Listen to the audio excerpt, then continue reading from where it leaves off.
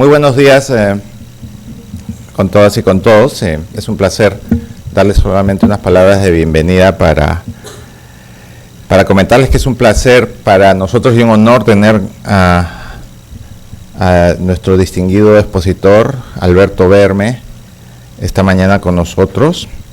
Voy a hacer una brevísima reseña nada más de algunos de sus recorridos, sus cargos en la vida profesional, para que estoy seguro muchos de ustedes ya saben de que estamos hablando de un exitoso banquero peruano que ha triunfado a escala global.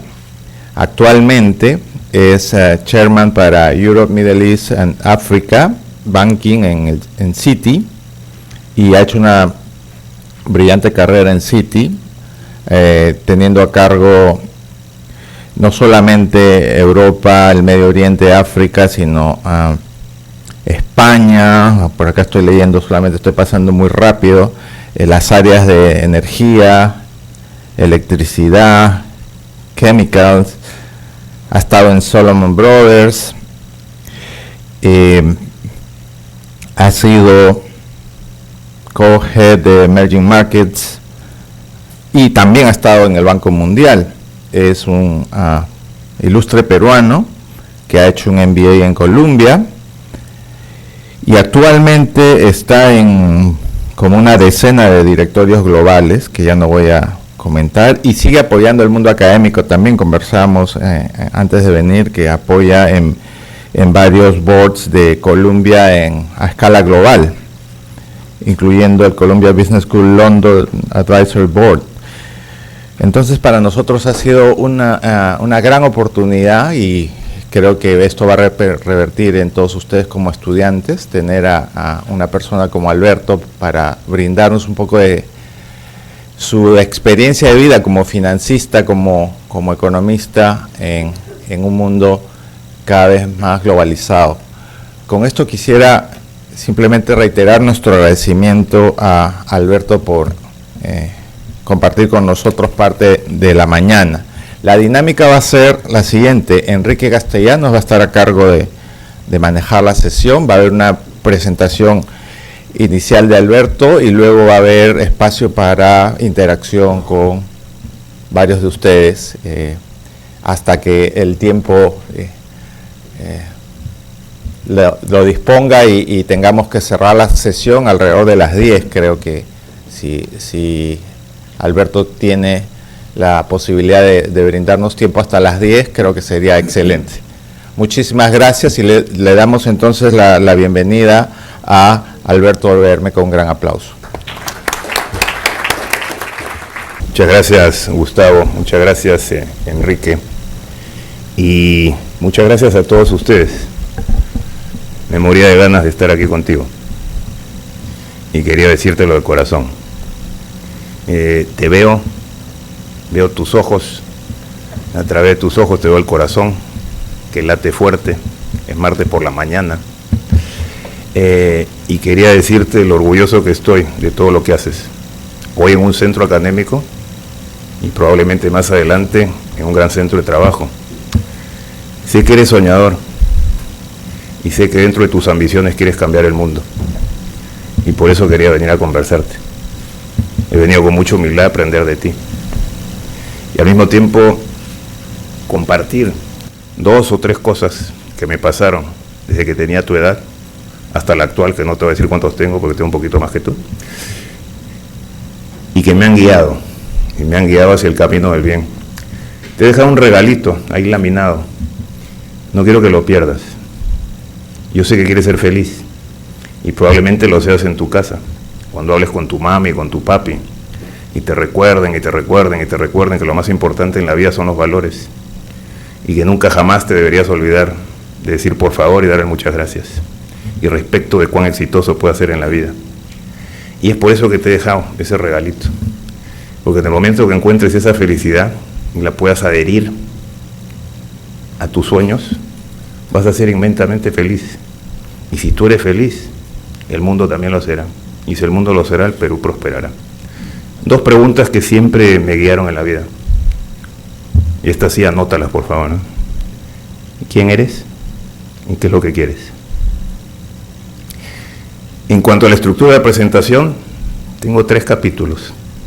El primero, escúchame, quiero hablar de ti. El segundo, brevemente, si me permites, quiero hablar de mí. Y el tercero, quiero hablar de nosotros, que es el Perú. Y después regresaremos a las 2 preguntas. ¿Quién eres? ¿Y qué es lo que quieres? ¿Pacto? Sí, perfecto. Hay 3 tendencias globales que se han venido desarrollando y que son irreversibles y que van a impactar probablemente todo lo que ustedes hagan. Una es el avance tecnológico, la segunda es el cambio demográfico y la tercera es el tema de la globalización. Entonces tú me preguntas, Alberto, despacio, a ver, la primera. Cuando teníamos tu edad, inclusive éramos más jóvenes, íbamos aquí en Lima, oye, le he dicho a Gustavo y a Enrique que en este edificio antes había una bodeguita. Mis 2 hermanos estudiaron en la Pacífico y siempre me hacían comprarle cerveza después de los partidos de fulbito y ya eliminaron la bodeguita, entonces ya no es la cerveza tampoco. Pero este es el edificio donde esa sede venía. Le tengo un cariño enorme a tu universidad y quería que lo supieses. Cierro paréntesis. El cambio tecnológico, nos regresaron al colegio cuando teníamos tu edad y era el Apolo iba a ser lanzado a la Luna. Y veíamos por las pantallas de televisión en blanco y negro unos edificios enormes alrededor de donde iba a ser lanzado este cohete. Y nos preguntamos, ¿y qué hay en esos edificios? Y eran centros de computación, con unos niveles de memoria extraordinariamente amplios. Y eran los necesarios para lanzar el Apolo a la Luna. Lo que ha pasado en el mundo tecnológico desde entonces, lo miramos en estos aparatitos que tienen ustedes para comunicarse y con los cuales nos hablamos, el iPhone y el iPad y el BlackBerry. La misma capacidad de memoria que tienen esos aparatos era la que se utilizó para lanzar el Apolo a la Luna.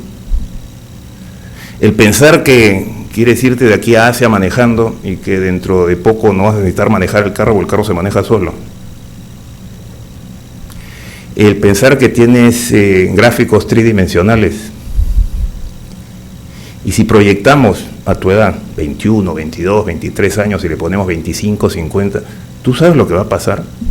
Yo tengo 3 hijos, 28, 18 y 15. Los 3 me han prometido, siendo banquero, papi, no te resientas, ¿eh? ¿Qué pasa? No pensamos ir jamás a una sucursal bancaria. Todo lo que es banca para nosotros vamos a hacer con nuestros aparatitos. ¿Y sabes qué? Y funciona. Entonces, inclusive en el tema banca, si alguno de ustedes quiere eventualmente llegar a eso, y espero que sí, abrir sucursales ya probablemente no tenga sentido. Pero el formar alianzas estratégicas con los Twitters y con los Yahoos y con los Facebook probablemente sí, porque a través de eso nos comunicamos con todos ustedes, que son el futuro. Pero cuidado, el segundo tema es importante también, que es el demográfico.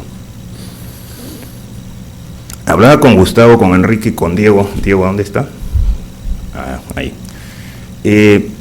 Si haces un análisis de los últimos 80 años, y cuando trabajamos en el Banco Mundial este análisis era imperativo, en cada 4 de esos 80 años se ha alargado el nivel de vida por 1 año. Entonces en 80 años vivimos 20 años más. Antes el promedio de vida en el mundo era alrededor de 55, 57. Ahora, por favor, tarea para ustedes, ¿cuánto es en el Perú y cuánto es en el mundo? 20 años más. Si calculo la de ustedes y proyectamos la misma tasa de alargamiento de vida de la que se ha sucedido en los últimos 80, entonces la generación de ustedes tranquilamente debería vivir hasta los 85, hasta los 90, hasta los 95. Y Alberto, ¿y a mí qué me importa? ¿Te debe importar? Lees tú en los diarios este problema que tiene el presidente Obama con Obamacare, y que si es el tema de salud, si es el tema de fondo de pensiones, o aquí que nos estamos debatiendo también si esto es el fondo privado de pensiones o el fondo público de pensiones y el seguro de salud. Si no lo planificamos con cuidado, especialmente en un momento cuando el nivel de vida del Perú se va a alargar, cuidado, podríamos tener un problema. Y el tercero, que es brutalmente importante para todos ustedes, es el de la globalización. Siento privilegiado de haber estado expuesto al tema de energía. Sigo siendo ignorante, pero levanté la mano como tú y me metí en ese campo. Y tú me preguntas, Alberto, ¿qué va a pasar con el precio del petróleo?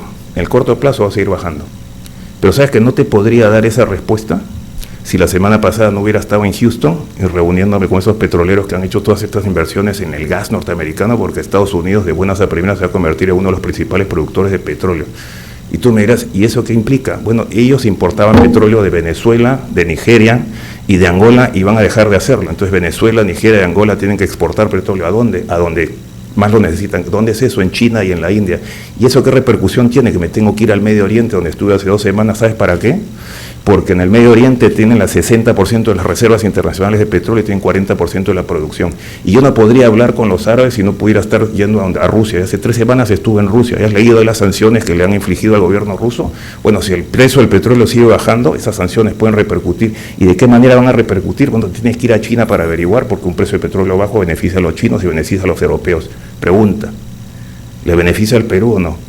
Pero lo que te estoy dando con esa pasión, con esa garra que tú tienes, ese entusiasmo de que esto de la globalización, al haber bajado todas las paredes, todas las barreras de comunicación, de información, de tráfico, de capitales y de seres humanos, es maravilloso. Y es por eso uno de los motivos por los cuales soy feliz, me siento privilegiado. Y te quiero anteponer, me siento privilegiado mucho porque siento que te represento. Cambio tecnológico seguirá avanzando a un ritmo estrepitoso. Hay que prestarle atención al cambio demográfico, que te beneficiará porque vas a vivir más años, pero cuidado. Y tercero, no hay vuelta en U para lo de la globalización. ¿Ya terminaste el primer capítulo? Sí. Pasemos al segundo. Te quería hablar un poco de nosotros, y no quiero hacerlo en base a méritos, sino en base a situaciones de crisis en las que hemos trabajado. Es ahí donde se forjan los campeones como tú. Y yo sé que lo eres. Una de esas situaciones se llama Enron, la segunda de esas situaciones se llama la primavera árabe, y la tercera fue los problemas financieros que mi propia compañía tuvo, Citibank. 3 totalmente distintos. Enseñanzas, y después te profundizaré. La primera, para nosotros los economistas o los financistas, lo que más importa al principio, al mediodía, al final de la tarde y en la noche es el flujo de caja. Todo lo demás déjalo de lado. Puedes entender muchas otras cosas, pero al principio y al final es el flujo de caja. Segundo, así como el flujo de caja es importante, cuando leas en los periódicos que hay algo tumultuoso sucediendo en otra región del mundo, acuérdate que se trata de gente, ya no es de números, ya no es de capitales, ya no es de tecnología, es de seres humanos. Y el tercero, así como para nosotros nos preocupan las 2 preguntas, ¿quiénes somos y qué queremos? A mí me asignaron una tarea cuando la empresa estaba a punto de quebrar, que era justamente resolver las 3 preguntas que hoy día están con letras de oro en todos los edificios de la organización. ¿Quiénes somos? ¿Qué queremos? ¿Y qué valores representamos? Vamos a la primera. El lunes 22 de octubre del 2001, la firma me dice que por favor me vaya a Houston, y que era el auspiciador de una cena en el Museo del Holocausto para Ken y Linda Lay. Tarea, por favor averigua quién era Ken y Linda Lay. Era el chairman y la esposa del chairman de Enron. Para aquellos de nosotros que no hubiesen escuchado de Enron, tarea, por favor lean, después de esta charla, métanse al 2001 y quién era Enron. Enron era una empresa de electricidad que se convirtió en la número 1 en cuanto a capitalización bursátil en la bolsa de Nueva York. El modelo de negocios era tan sofisticado que nadie lo entendía. Y la gente, los aparatos administrativos iban por todo el mundo levantando capitales y todos les prestaban capital. ¿Por qué? Porque era la empresa más sofisticada del mundo, tratando de vender energía sin activos. El martes 23 de octubre, yo estaba camino al aeropuerto, de regreso a Londres, y mi jefe me dice, no quiero que te regreses, quiero que te quedes. Y me digo, ¿para qué? Quiero que te quedes. Desde el 23 al 9 de noviembre estuve a cargo de 80 personas. Nos reunimos con el aparato directivo de Enron, tratando de ver si tenían o no tenían activos, cuánto debían, Mucho de lo que debían no estaba en el balance, estaba fuera del balance, paréntesis. Para nosotros que vamos a estudiar finanzas o que estamos estudiando finanzas, esto de la contabilidad es muy importante, cierro paréntesis. Y a los 2 días senté a todos en una habitación, más o menos de este tamaño, hicimos un cálculo. ¿Cuáles son las fuentes de recursos de Enron y cuáles son los usos? Y la brecha de déficit era aproximadamente 10 billones de dólares. Después de 3 años se descubrió que era como 10.7. Pero fue en ese momento que nos percatamos que para cualquier empresa, por más sofisticada que fuese, por más arrogante que pudiera ser el equipo directivo, lo que más interesa para que tú sepas a ciencia cierta si le va bien o le va mal, es identificar cuáles son las fuentes de flujo de caja y cuáles son sus usos. Y esa fue la lección que aprendimos de uno de los eventos, probablemente en el mundo corporativo, de mayor escándalo, de mayor repercusión. Muchas de las personas con las que nos reuníamos, desde el 22 de octubre hasta el 9 de noviembre, terminaron presas. Otras se suicidaron. A otras se les impidió trabajar para siempre. Pero sin embargo, hasta esa fecha habían sido las personas de mayor reputación en el mundo corporativo mundial. Y el haber estado expuesto a eso me dio unas enseñanzas inmensas, la principal de las cuales es la que te dije, los números, pero la segunda es lo de la gente, y esa me guía a la segunda experiencia. Como banquero, viajo por todo el mundo y soy feliz. Una de las zonas a las que me pidieron que visite fue el Medio Oriente, y pasaba mucho tiempo de mi vida viajando de Dubái a Londres. Paréntesis, y lo trataremos en el capítulo del Perú. Hace 3 años el gobierno de Dubái construyó un aeropuerto de hasta 80 millones de personas de capacidad. Y me decían, Alberto, no te preocupes, yo sé que parece inmenso, pero para el aeropuerto, sector turismo, la oferta genera su demanda. Hace 6 semanas estuve en Dubái. Ese aeropuerto lo van a destruir. Quedó chico. Van a duplicar la capacidad. Pregunta, para este nuevo aeropuerto de Chincheros en Cusco, no queremos duplicarla, no queremos triplicarla, queremos quintuplicarla, multiplicarla por 10 o por 20. ¿Sabes por qué? ¿Por qué no? Cierro paréntesis, regreso a la primavera del Medio Oriente. Nosotros teníamos 850 personas en Egipto. ¿Te acuerdas? En marzo del 2011, cuando sucedieron todos estos acontecimientos y realmente el mundo no sabía cómo era posible, ¿no? Que a través de Twitter o de Facebook la gente se empezaba a comunicar de algo que les molestaba de su gobierno. Y eran las generaciones jóvenes como ustedes, con muchos de los cuales nos reuníamos. Recuerdo un domingo en la noche cuando tuve que evacuar a todos los extranjeros viviendo en Egipto. En el aeropuerto del Cairo habían 30.000 personas, no había cómo hacer y llegar a la nave. Alquilamos una nave, no me preguntes de dónde. Dentro de esa nave había una señora con una hijita de la India que no tenía visa para ingresar a Inglaterra. Tuve que ir a la casa del embajador de la India de Londres a las 11 de la noche. Por favor, acompáñame al aeropuerto. Y pudimos hacer ingresar a esa chiquita. Teníamos un activo muy importante en un país pequeño del Medio Oriente que se llamaba Bahrein. Y la firma me preguntaba, así como en lo de Enron, sentía que el mundo se me venía encima, que la responsabilidad de todo lo que estaba pasando con esto de la primavera árabe recaía sobre mis hombros. Y yo no sabía más que tú. Pero reconocía que al final no era un tema de números, este era un tema de gente. Y por más que teníamos un activo muy significativo que queríamos trasladar a otro sitio para que no lo confiscasen o no lo expropiasen, creamos una serie de hitos. Si los hitos se iban cumpliendo, entonces ejecutábamos la labor de trasladarlo. Un hito era si las agencias calificadoras, paréntesis, tarea, Moody's, Standard & Poor's y Fitch, ¿qué calificación le han dado al Perú para la deuda externa? Cierro paréntesis. Si las agencias calificadoras bajaban la calificación de este país, nos preocupábamos más. Segundo hito era si el sistema bancario se cerraba. Y tercero, me lo inventé, hay un puente de Arabia Saudita a Bahrein. Y decía, si los tanques de Arabia Saudita comienzan a invadir Bahrein, y ahí preocúpate y ahí hay que hacer algo. Estábamos un viernes con toda la junta directiva de la organización, repasando estos hitos, y en Bloomberg salen los tanques desfilando por el puente. Y la gente me pregunta, ¿y ahora qué hacemos? ¿Inventamos 3 hitos más? Le dije, no, yo de aquí no sé más Y lo que hicimos fue trasladar todo este activo, que era enorme, te estoy hablando de una cantidad de dinero muy grande, fuera de ese país. Para el país estás hablando como el 20% del total de activos bancarios, o sea que era significativo. Y no era cuestión de borrón y cuenta nueva y pretender que no tenías que hablar con los actores de Bahrein.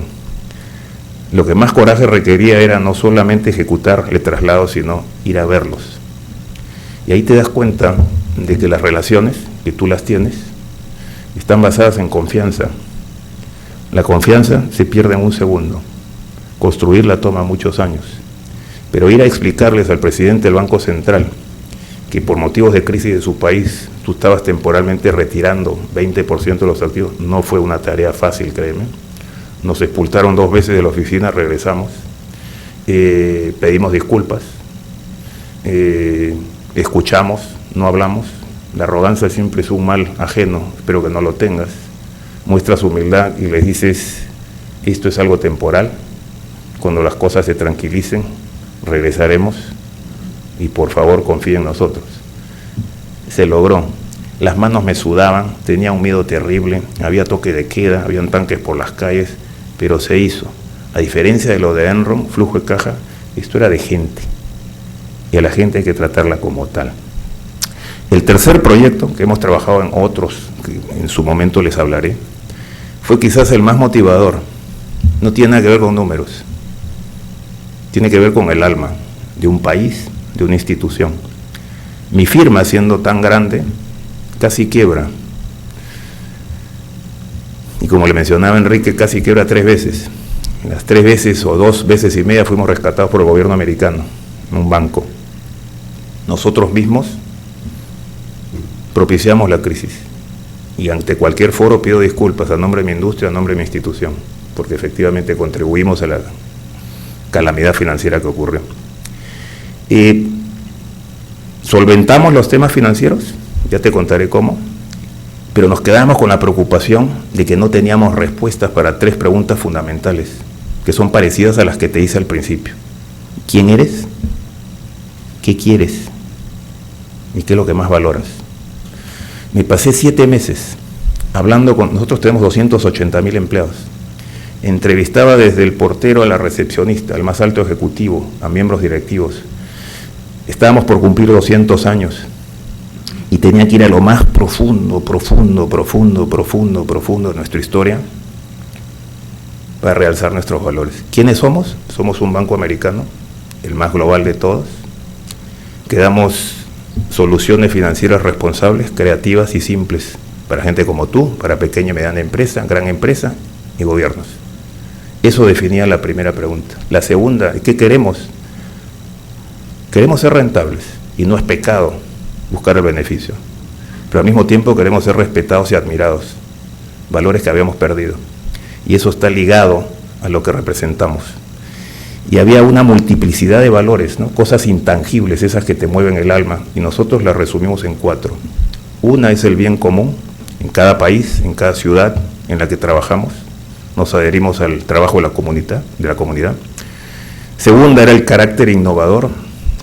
Esta firma inventó los cajeros automáticos de los que nos beneficiamos, y como les dije al principio, el proceso tecnológico es de tal rapidez y de tal magnitud que al final tenemos que meternos en el mundo tecnológico y tenemos conversaciones pendientes con Apple, con Microsoft, con Yahoo, con Twitter, porque al final del día ustedes o su generación van a ser nuestros clientes, y para llegar a ustedes esa va a ser la manera más efectiva. Entonces la innovación era el valor número 2. El tercero era finanzas responsables. No trabajamos por transacciones, desarrollamos relaciones.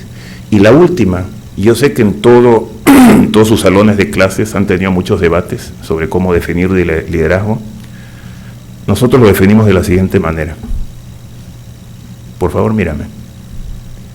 Cuando tengas que decir no, dilo y siente bien.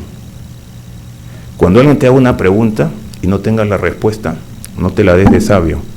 Di no sé y actúa como líder. Y cuando hayas cometido un error, párate delante de tus compañeros y lo siento, fue mi culpa y no volverá a suceder. Habíamos hecho todo lo contrario antes de la crisis. Pecábamos de arrogantes y cuando nos preguntaban algo siempre decíamos que sí, que tal o cual individuo, esta gente de Enron era gente capaz de hacer negocios con nosotros porque tenían los mismos valores. No. Cuando hacían una pregunta, estábamos todos con ternos y con corbatas, súper bien vestidos, y teníamos respuesta para todo. Éramos los científicos de la ingeniería financiera. Falso. Y lo que pecábamos era no tener humildad para cuando haber cometido un error, delante de tu propio equipo de trabajo, decir, ¿sabes qué? Lo siento en el alma, fue mi error, no volverá a suceder. Esa es la parte del liderazgo, y es así como respondimos esas 3 preguntas claves. Alberto, ¿ya terminaste el segundo capítulo? Sí, vamos al tercero. Quería hablar de nosotros, el Perú. Y lo quería hacer en forma de preguntas para que en la sesión de diálogo podamos profundizar. Hay un bache.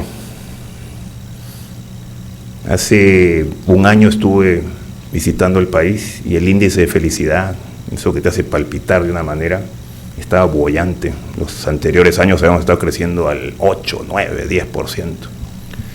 Y hoy nos hemos enterado de que no será así. Este año vamos a crecer al 3%. Oh, todo el mundo, ¿qué pasa? Y la reacción, que no me gusta, es a quién le echamos la culpa, ¿no? A China, se ha desacelerado la economía china. Este tema de Ucrania con Rusia está fastidiando, el precio del petróleo a la baja, el ébola, todo. No. Veamos internamente qué es lo que pasa. Y te darás cuenta de que no pasa mucho. En mi opinión, estamos exagerando la nota. Y son momentos donde hay que unirnos más que nunca y hay que hacer frente al hecho de que esta no es cuestión de un gobierno, o de un sector privado, o de un sector multilateral, o de un sector multinacional, en todos los cuales ustedes terminarán trabajando. Esta es cuestión de todos.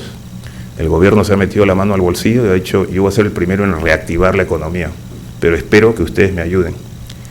Pero yo no solamente voy a lo que vamos a hacer estos próximos 18 meses, sino que profundizo y veo lo que hemos hecho por ustedes en los últimos 25 años, y todas esas reformas estructurales que nosotros los economistas antes nos confundíamos y debatíamos, están vigentes y son muy buenas. ¿Sabes que hace 25 años el destino de nuestras exportaciones era predominantemente Estados Unidos? Tarea, por favor mira dónde estamos exportando. Hay mucho a China, hay mucho a Europa, hay mucho al continente latinoamericano y obviamente hay mucho a Estados Unidos. Estos debates que lees en la prensa de los acuerdos de libre comercio son buenísimos. Y estas discusiones que estamos teniendo con Turquía y con India, las aplaudimos. Otra reforma estructural que no existía era el rol del Estado. ¿Sabes que el gobierno peruano producía casi todo y otorgaba la mayor cantidad de servicios? Desde Electrolima, Petroperú, todo era Perú, Perú, Perú, vive el Perú, y le cambiamos el rol al Estado y privatizamos todo tipo de empresas para alimentar el empuje del sector privado. Y esa vertiente continúa. Y la tercera, por mencionarte 3, puedo mencionarte 10, no teníamos ahorro. Aquí lo que producíamos lo gastábamos y siempre utilizábamos a Chile como ejemplo con esto de los fondos privados de pensiones. Ustedes tienen acceso a eso. En este momento manejar 38 billones de dólares de cero hace 25 años no es malo. Chile tiene 4 veces más. Hay un debate sano de que es muy cara la comisión, de que están diversificando la variedad de títulos de inversión, si son renta fija, renta variable. Esa es parte de la evolución. Pero te menciono 3 reformas que no deberíamos cambiar. Entonces el fundamento macro, sólido, y eso lo estudian ustedes en el salón de clase. Y en el corto plazo, el gobierno está empujando la máquina para darle ímpetu. Otro tema que te quería hablar, te lo dejo como pregunta. No hay país en el mundo que no se especialice en algo. Y aquí uno de los errores que cometemos desde la casa, mírame, ¿te acuerdas cuando nos decían que el que mucho abarca poco aprieta? Bueno, aquí tratamos de hacer todo para todos. Es mejor apretar para poder abarcar, y no quiero que deje de ser ambicioso. Entonces hay 5 sectores, y yo espero que no estés de acuerdo conmigo, en los que probablemente deberíamos seguir profundizando. Energía, pesca, minería, agroindustria y turismo. Ya te di un hito con el sector turismo. El hecho de lo que los metales, porque China, etcétera, haya bajado, no implica que vas a dejar de invertir en cobre y en oro. Tarea, mira el perfil de producción del Perú hoy versus hace 25 años. Y tarea, mira dónde está el precio del cobre, mira dónde está el precio del oro, y por favor mira la ventaja competitiva que tenemos en cuanto a costo. Y compárala con el resto de países de la región y con cualquier otro productor mundial de esos 2 rubros. Y te darás cuenta que tener ventajas competitivas nos va a permitir fortalecer nuestras fortalezas y poder seguir siendo ambiciosos, pero esta vez sin abarcar tanto, porque antes de abarcar tienes que apretar. Y la última, como peruano te digo, y te lo digo con orgullo, es parte de nuestra responsabilidad mantener ese orgullo muy en alto y al mismo tiempo aceptar que a pesar de haber crecido al 10% y tener todos los programas de inclusión social del mundo y haber avanzado muchísimo, como un centro académico como el de ustedes, 7,5 millones de peruanos aún viven en la pobreza absoluta. Eso requiere producir $1.50 por día para sacarlos de ese nivel. Nos va a tomar mucho tiempo lograrlo, pero ese es el reto número 1. Y ahí diferencio lo que es lo importante y lo que es lo urgente. Y hay otros 4 temas relacionados, y aquí termino, que impactan directamente, positiva o negativamente. 1 es la inversión en educación, 2 es la inversión en infraestructura, 3 es erradicar la corrupción y 4 es mejorar el nivel de seguridad para todos. En educación está comprobado, como ustedes mismos lo están viendo, el que esté educado tiene mayor calidad de vida, tiene empleo, tiene ingresos, tiene mayor alargue de vida, baja la mortalidad infantil, etc. Si ves el cálculo, tarea, de lo que invertimos en educación versus lo que invertimos en otras cosas, te da pena.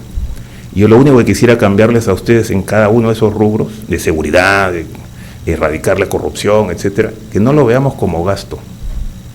Es una inversión necesaria. ¿Para qué? Para cambiar eso que es tan urgente para todos, que se llama pobreza. Alberto, ¿ya terminaste con el 3er capítulo? Te prometo que sí, pero regreso a lo primero que te dije. ¿Quién soy y qué es lo que quiero? Te respondo la segunda. ¿Qué es lo que quiero? Yo quiero que tú seas feliz y quiero que puedas identificar todos esos dones y bondades con los que has nacido. Que nunca jamás te olvides del por favor y del muchas gracias. Y quisiera poder ayudarte a que en tu camino, después de la universidad, concuerdes como me pasó a mí y logres hacer todos los días algo que amas hacer, que es ayudar a la gente. Como banquero, identifico quién tiene capital, quién tiene tecnología y se lo brindo a quien no la tiene. Y todos los días me levanto con mi camiseta puesta pensando en ti. Me motivas. Y eso es lo que quiero. ¿Quién soy? Y te lo digo desde el alma. Soy peruano y punto. Muchas gracias.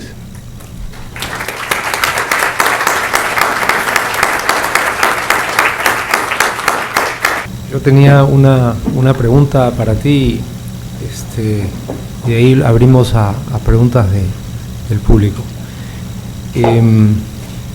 De lo que mencionabas, se me venía a la mente todo particularmente lo que hablabas de Enron, un poco estos escándalos financieros que se suceden y no terminan, ¿no? Ahora último, pues han multado a 6 bancos con $4.6 billones por estar manipulando las tasas de cambio, ¿no? Los FIX en Londres, ¿no? Y esto es hace 2 semanas. Hace un par de años fue la Libor y hace X años fue Mado, fue Enron, etcétera, etcétera. O sea, ¿por qué? Y eso nos está llevando a otra tendencia, ¿no? De que leía también hace un par de semanas en The Economist, que había sacado una encuesta donde los MBAs que antes iban al sector financiero eran más o menos 45%, y hoy están hablando de alrededor del 28-29%, y no mucha gente ya quiere trabajar en bancos, por lo menos en los países desarrollados, ¿no? O sea, entonces la pregunta era, es un tema de incentivos perversos que tiene la industria, o sea, ¿qué nos está pasando que seguimos, digamos, tropezando con los mismos errores, ¿no? Sí. Es cierto y penoso. Hay una realidad que la mayoría de los bancos, tanto nacionales, los grandes o los internacionales, cotizan en bolsa. Entonces tienes esta presión de que cada trimestre tienes que dar resultados. Y si tus resultados van en declive, obviamente tu acción va a sufrir. y si tus resultados van en mejoría, tu acción debería corresponder. Y con esa presión es que se ha actuado, y se ha actuado dentro de unos lineamientos regulatorios que dejaban sobre la mesa demasiada ambigüedad. Esta es la dicotomía de lo que me preguntas. ¿Se hizo algo ilegal? Hemos hablado con abogados de todas las índoles y realmente no llegan a esa conclusión. Pero no se hizo lo correcto. Y hay una diferencia fundamental. Cuando les repasaba esas respuestas a 3 preguntas tan simples como, oye, por favor, cuando tengas que decir no, dilo. Ten la valentía de decir esto no se hace. No porque no sea rentable, no porque sea ilegal, simplemente porque no es lo correcto. Cuando te pregunten algo, no te inventes respuestas que son nocivas. Y ten la valentía o la humildad de decir no sé. Entonces, por todos estos problemas en los que se ha metido la banca, pero como te repito, en muchos de los casos, con excepción de este último de la divisa, no hubo ilegalidad. Hubo comportamiento incorrecto. Entonces, cada institución ha generado una serie de lineamientos y comportamientos muy básicos, pero que los cuantificamos. Y cada 3 meses estamos cuantificando a quién está comportándose de acuerdo a estos nuevos lineamientos.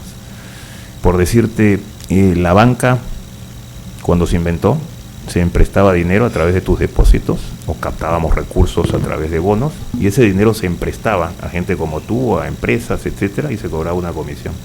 Punto. Esa era banca pura y dura.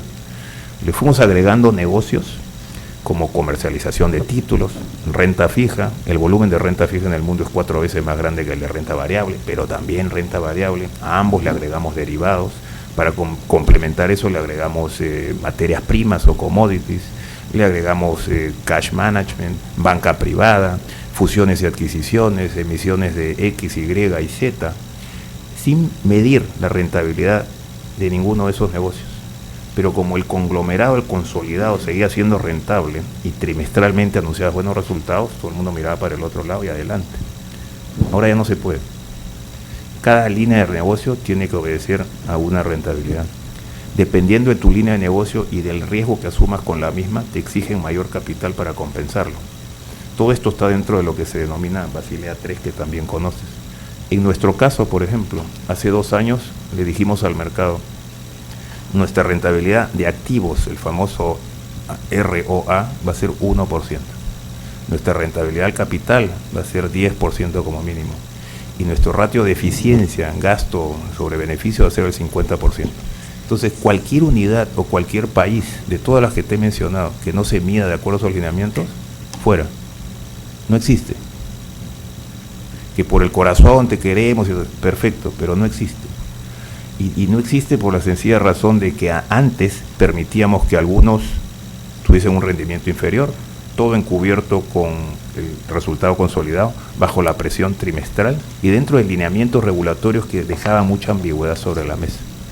De ahí todas estas multas, ya has notado que son billonarias, pero yo creo que poco a poco se va ajustando, pero se reduce a nivel individual a las respuestas a esas 3 preguntas tan simples. Por favor, di no, por favor, di no sé, y por favor pide disculpas cuando tengas que hacerlo. Gracias. ¿Alguna pregunta? Yo tengo 5 preguntas más todavía. Sí. Hola, ¿qué tal? Buenos días, mi nombre es César Crucía.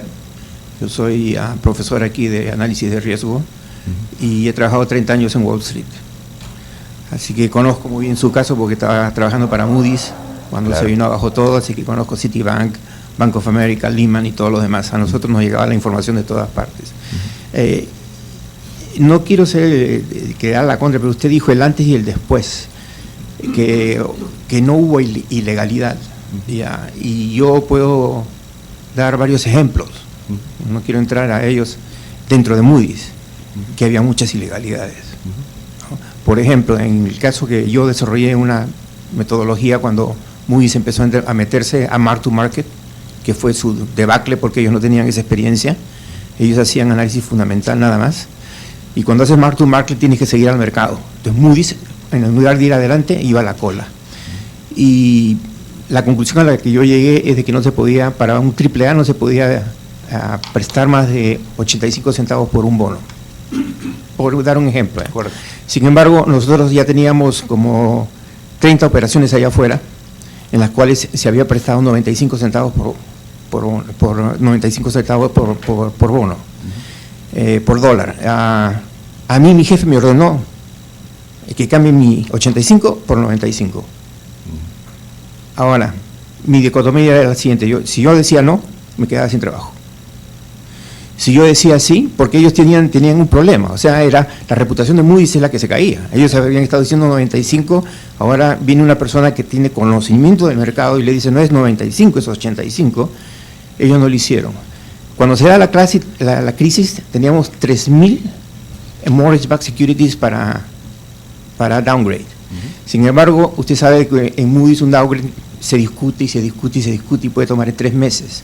Esto lo teníamos que hacer en una semana. Nadie quería tirar la primera piedra. Ni nosotros, ni los que hacían los precios independientes, ni los que hacían el mark to model, ni los que se habían cargado como Merrill Lynch o como Lehman, que se habían cargado de estas digamos, deuda basura. Ellos no lo querían vender porque venderlo significaba de marcarlo a 98 y pasar a marcarlo a 28.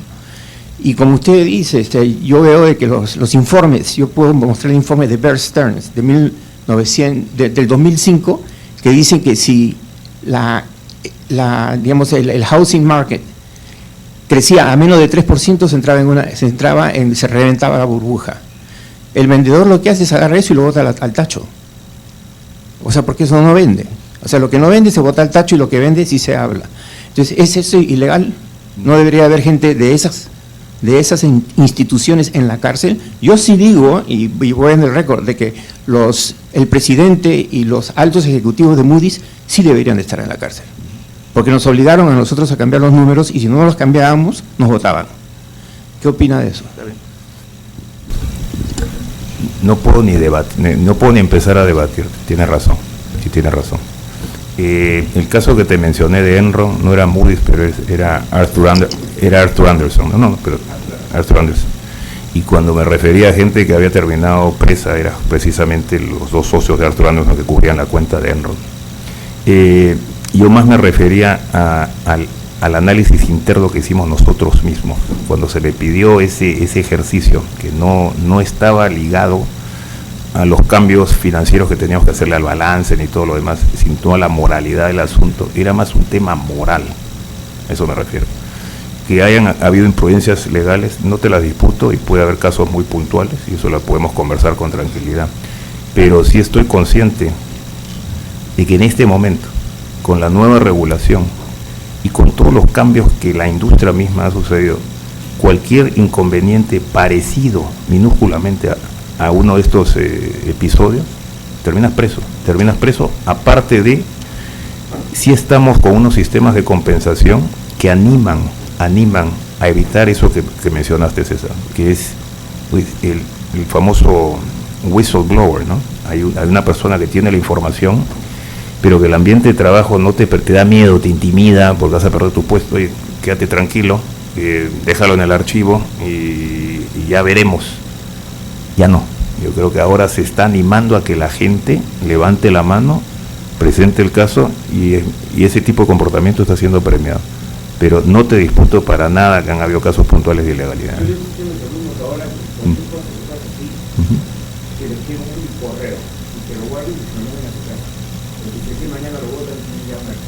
Perfecto, parece buena idea.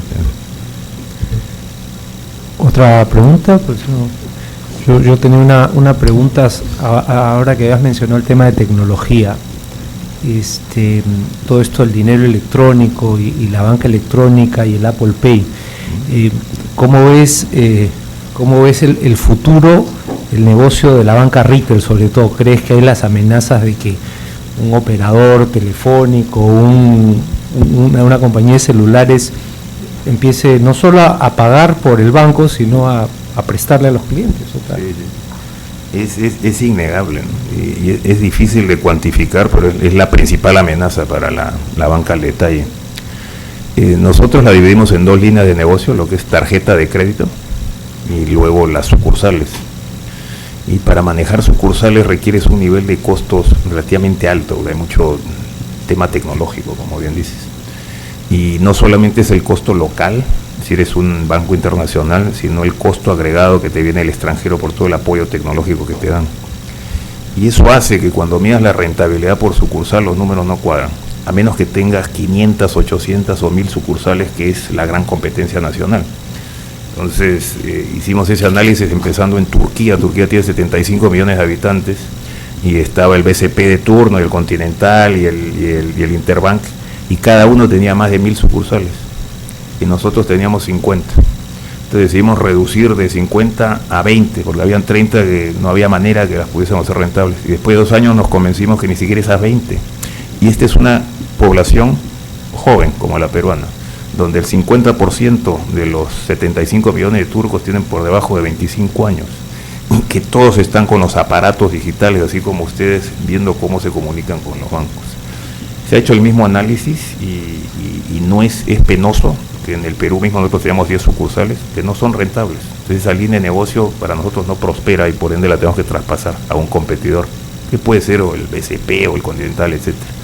Pero ya a nivel global estamos yendo con mucha frecuencia a Palo Alto a tener reuniones con todas las que están metidas en este tema. Ellos mismos todavía no han definido cómo, pero sabes, lo sientes, lo presientes, la intuición, que la tendencia es una sola dirección y que no hay manera de cambiarlo. No hay manera de cambiarlo. Mira lo que ha hecho Amazon.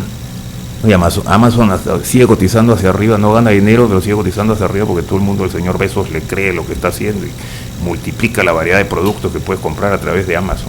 Definitivamente va a haber un producto bancario. O sea, sí, es inevitable. Y si no es él, será Apple o será Microsoft, y aquel que logre una alianza, o será Alibaba, los chinos que acaban de hacer la emisión más grande de acciones de Nueva York.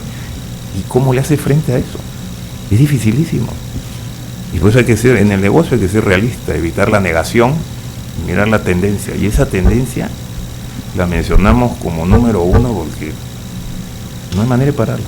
En la crisis del 2008, ¿no cree que en lugar de salvar a los bancos, se debió salvar las hipotecas y refinanciar las deudas? Podemos hacer un análisis retrospectivo y puedes llegar a una conclusión de esas. En ese momento, te cuento, uno se iba un viernes a su casa, pero a las 11, 12 de la noche. Tenías como 48 horas para ver cómo rearmabas tu balance. Y se hablaba de un tema que no entendíamos, pero siempre se hablaba, que es el riesgo sistémico. Entonces, hablaban de riesgo sistémico, un tipo muy inteligente en la habitación, que éramos abogados, contadores, banqueros, estaba el presidente del Banco Central Americano, el ministro de Finanzas, y salía un genio en la habitación hablando, oye, pero ¿y el riesgo sistémico? Yo no entendía nada. Y era el riesgo del sistema. Y fue la poca evaluación de ese riesgo sistémico que facilitó la bancarrota de Lehman Brothers, ¿no? Entonces, como Lehman, César mencionó Bear Stearns. Bear Stearns lo compró JP Morgan. Y tuvimos al borde en 2 fines de semana de dejar que Bank of America, que Citibank también quebrasen. Nadie sabe del impacto que eso hubiera tenido, porque la concatenación de intereses es de tal magnitud que el sistema mismo se hubiera corroído, y eso es lo que se llamaba el riesgo sistémico. Hay tantas operaciones cruzadas. Un paralelo, cuando había la crisis en Europa, después de la crisis financiera americana, hubo esta crisis del mercado europeo y hablábamos de Grecia, ¿no? Entonces, una de las alternativas que se debatía en la Comunidad Europea era si deberían exigir a Grecia, divorciar a Grecia de toda Europa. Entonces, haces 3 números y sí, es muy pequeño, no llega al 3% del Producto Interno Bruto Europeo, pero la cantidad de comercio ligado entre una y otra, los préstamos de las instituciones, las líneas bilaterales, hacían del posible negocio algo incuantificable. Ya habíamos aprendido la lección de Lima. Si lo hacen ustedes en un debate en el salón de clase, sí, probablemente han debido ser 1 o 2 limas más. Al mismo tiempo, ya han pasado, mencionas del 2008, tienes razón, 6 años. Si miras los capitales que aportó el gobierno americano a cada una de estas instituciones, todos han sido devueltos, todos han sido devueltos con grandes ganancias, o sea que el que pagaba impuestos americanos sentía en su momento su dinero estaba siendo mal utilizado, ya obtuvo una rentabilidad grandiosa. El pecado fue el desempleo, porque al final todas estas calamidades tienen un impacto directo, y tienen un impacto directo en el empleo de la gente.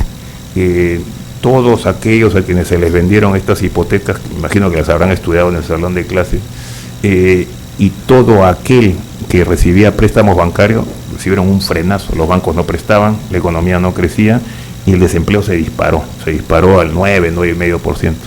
Y ha sido una crisis que nos ha enseñado a nunca desaprovecharlo, ¿no? Hay un dicho que Churchill siempre decía: nunca desaproveches una crisis. Todos aquellos excesos que se cometían antes de ellas los tienes que ajustar, porque no tienes lo que tenías anteriormente. Y en los últimos 6 años has visto que la economía americana se han mantenido los tipos de interés bajos, el costo de la energía bajo, el costo del empleo bajo, y eso les ha permitido resurgir. Tu pregunta es válida. Creo que la enseñanza de Lehman nos llevó a unas conclusiones de que nos dio miedo a todos el impulsar a otro de estos bancos a la bancarrota. Se subsanó, los capitales han sido devueltos, pero lo más preocupante ha sido el nivel de empleo que se generó por esta, y que todavía no se ha subsanado en su totalidad. Gracias. ¿Otra pregunta por ahí? Quería hacer una consulta un poco sobre el avance tecnológico acelerado. Ha generado un fuerte crecimiento en los últimos años sobre este tema de las monedas electrónicas, como Bitcoin, no sé, por ejemplo, que creo que en este año ha llegado como a valer $1,200 en pico. Y bueno, estas monedas no tienen un respaldo en sí y no tienen una entidad que las pueda regular. Entonces, ¿qué impacto crees que pueda tener que sigan ganando fuerza en el mercado y que la gente las siga usando y sigan creciendo en el mercado? ¿Qué impacto crees que pueda tener? Sí, fuerte, un impacto fuerte, y es una oportunidad para aquellos que están metidos en ese negocio. Dentro del mundo bancario está el mundo regulado, que es en el que actuamos nosotros, y está el no regulado, ¿no? Que en inglés se llama shadow banking. Y si tú eres un hedge fund y tienes liquidez disponible, hay mucha empresa de pequeña y mediano tamaño que quieren hacer frente a esa liquidez y les puedes cobrar unas tasas de rentabilidad altas. Lo mismo si eres un fondo de estos de private equity. Y como competencia de esto ha salido novedosamente lo que acabas de mencionar. Nadie sabe, nadie puede cuantificar hasta dónde va a llegar esa regulación, aparte de decirte que le causa terremoto a la presidenta del Banco Central Americano, al señor Draghi en Europa, a Abe, que sigue luchando con su Abenomics, pero está. O sea, yo declaro mi ignorancia, lo veo como una amenaza para el negocio regulado, pero sigue avanzando y seguirá avanzando, ya veremos.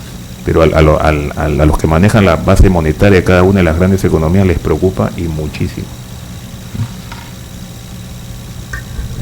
Gracias. ¿Alguna otra pregunta? Sí. Buenos días, mi nombre es Hugo Sánchez, candidato a magíster en finanzas en esta casa. Me causó bastante sorpresa el tema del petróleo, ¿no? Sé que Estados Unidos está detrás de la tecnología shale gas, no sé cómo se pronuncia.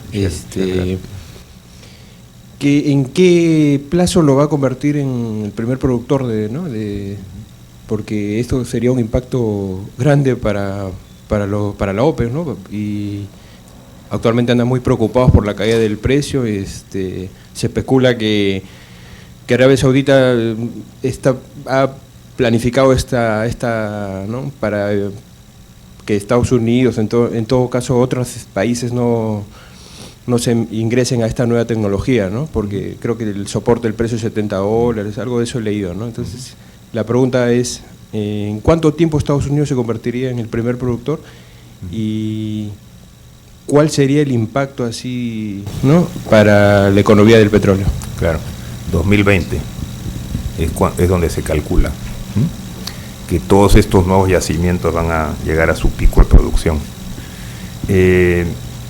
La demanda de petróleo en Estados Unidos es de 18 millones de barriles, o el equivalente de barriles diarios. Estados Unidos en este momento produce 10. Arabia Saudita sigue siendo el número 1, a veces produce 10,5, a veces 11, y Rusia es el tercero en discordia con un volumen parecido. Entonces son los tres que compiten diariamente, pero gran parte de lo que produce Estados Unidos lo usan ellos mismos. Entonces hay una brecha de 8.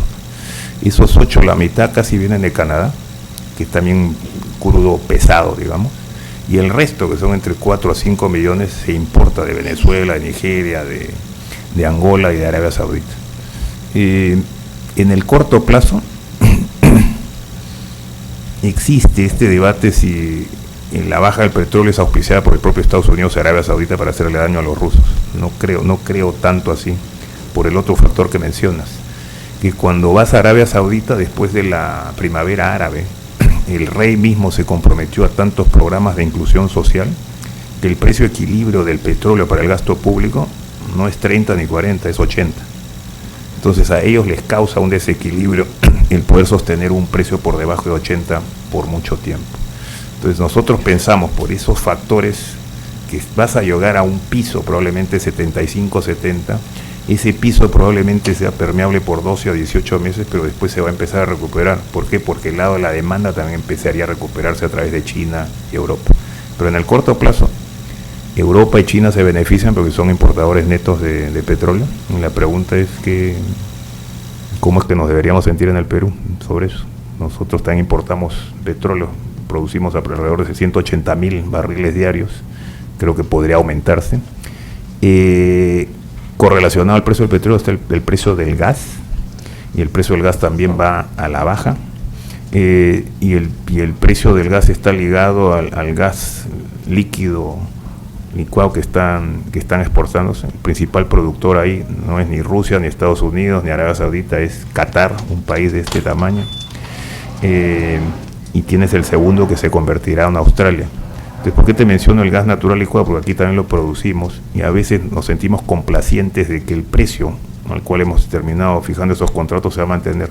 Probablemente no, hay sobrecapacidad de ese componente en el mercado y también vayas a ver pesos a la baja. 2020 es la respuesta precisa a tu pregunta en cuanto a Estados Unidos. Gracias. Gracias. Una última pregunta para mantenernos en hora. Quería preguntarle qué opina sobre la contrastación de las políticas monetarias en la actualidad. Por un lado, Estados Unidos normalizando su política monetaria, por otro lado, Europa tratando de impulsar su economía con riesgo de deflación, y por otro lado, Japón también con el mismo caso. Sí. ¿Y qué efectos tiene esto en activos emergentes? Si vemos a los tres bloques que has mencionado, Estados Unidos, Europa y Japón y China también. Estados Unidos mejor y dentro de fundamentos sólidos. Europa frágil, auspiciado más que nada por el Banco Central y el señor Draghi. China no sé, es difícil de medir los números en China y como les mencioné la contabilidad es importante. Y lo de Japón es algo que tomó mucho tiempo en implementarse. Abrazamos toda la política de expansión fiscal, pero hasta ahora los resultados son de dudoso término. Volviendo a Estados Unidos, no vemos indicios inflacionarios para que la nueva presidenta del Banco Central sienta presión de elevar los tipos de interés. Nos preguntaron hace 18 meses y yo les hago la misma pregunta. Un ex ministro de Finanzas americano, Alberto, si tú estuvieses en mi caso y has estado haciendo esta compra de bonos, ¿no?, lo que llaman el quantitative easing, por tanto tiempo, y has acostumbrado al mercado que los tipos de interés estén bajos justamente para animar la inversión y para que la gente gaste, tenemos que empezar a cambiar la tendencia. ¿Cómo lo harías? Tienes tres opciones: o no dices nada hasta que la inflación empieza a subir, y generalmente lo hace por el factor salario del empleo, ¿no? Hay una demanda y oferta de empleo que se vuelve crítica, empieza a subir ese precio y ya no te queda otra sino que subió la tasa. Hay una que comienzas a hacerle una presentación así como a ustedes de que mira, llegado el 2015 debería yo empezar a subirla. Y hay una tercera que es en intermedio. Yo le sugerí la del medio porque me parecía la más coherente y prudente. Y no es que me hayan hecho caso a mí, pero se anunció esa medida y hubo un terremoto financiero en todo el mundo, ¿no? Porque ya estaban acostumbrados a que los tipos iban a estar bajos para siempre, y eso es imposible. En algún momento subirán, y el primero que lo suba es Estados Unidos. el mercado, que también mencionas, se anticipa a ese hecho, y muchos de los precios, especialmente de renta fija que está viendo el mercado americano, ya lo reflejan, y por eso hay una demanda hacia el dólar y el dólar se ha apreciado. Eso tiene una repercusión innata en contra de los mercados emergentes, que en el escenario de que esto te lleva 2 o 3 años de mantener los tipos bajos, la gente con liquidez, le hace los hedge funds o los fondos de pensiones internacionales, preferían comprar moneda o renta fija de países como en el Perú. Entonces la tendencia va a cambiar, empezando por Estados Unidos. Lo de Europa no creo que cambie. Y no creo que cambie porque, distinto a Estados Unidos, la mejoría que hemos visto ha sido en el empleo. De 9 estamos en 6%. Entonces hay inversión nueva que se está llevando a cabo que genera empleo. En Europa no la hay. Si ves los índices de desempleo en España, para la generación de ustedes llegan casi al 50% y no han cambiado en los últimos 3 o 4 años. Pero las cifras macroeconómicas auspician esperanza, más que nada por el señor Draghi. Y nunca se ha visto en la historia de los bancos centrales del mundo que un señor haga unas declaraciones sin hacer nada y el mercado le beneficie por tanto. Si miras la cotización de los CDS en cada una de estas economías y cómo han bajado, le hace Italia, Grecia, España, Portugal, Irlanda, es extraordinario. No tuvo que hacer mucho. Hoy recién empieza a implementar un programa parecido al que implementó el FED en Estados Unidos, y yo creo que ahí sí tienes 2 o 3 años más de que no puede mover la tasa hasta que genere nueva inversión, y eso no se está viendo. Lo de Japón es distinto, ¿no? Esto de la deflación es preocupante. O sea, si tienes una baja tan sostenida de la demanda, ¿cómo le haces para reactivarla? Yo creo que las medidas de ABE han sido notables, probablemente se han demorado mucho. De espíritu somos más keynesianos que del tema de austeridad, pero inclusive esa política sigue teniendo tumbos, ¿no? Sigue teniendo tumbos, como has notado con las 2 declaraciones. Lo último que quería resaltar era que a veces en el Perú también nos quejamos de que sea el gobierno el que tenga que auspiciar un tema de reactivación. No hay país en el mundo donde eso no suceda. Vieron la semana pasada la bajada de tipos en China mismo, el propio Obama promocionando inversiones en infraestructura, el primer ministro inglés Cameron con su ministro de Economía Osborne sintiéndose felices de que bajaron los impuestos y que y al bajar los impuestos ha subido la masa crítica del producto. Entonces, pero con menor impuesto, bajo ese factor está recaudando bien. En cada país hay una fórmula distinta, pero no nos quejemos tanto de que sea el nuestro el que haya tomado la iniciativa en estos momentos. Yo sé que son casi las 9:30, les agradezco de corazón la oportunidad, esperemos que no sea la última. Yo he gozado inmensamente y espero que ustedes también. Mil gracias. Muchísimas gracias.